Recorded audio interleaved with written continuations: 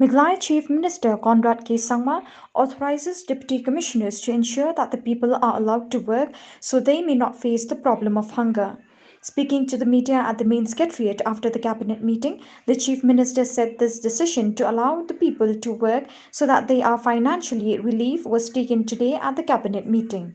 The deputy commissioners are trying to balance out this entire aspect of the economic issues versus necessities versus healthcare. So wherever we are seeing that the requirement is there, we have allowed the deputy commissioners to give the necessary permission, simply because of the fact that we need to also realize that people also are facing a lot of difficulty and challenges. It is not possible to survive by just closing everything down.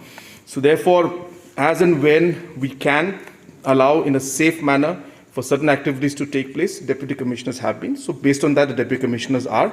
If there's any specific activity you're talking about, then I think deputy commissioner will be in a better position to reply. But we have given the power to them to decide, because every area, every locality, every village is facing a different condition.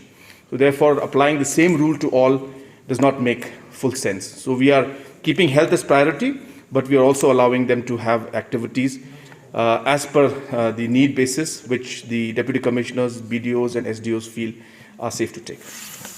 Okay.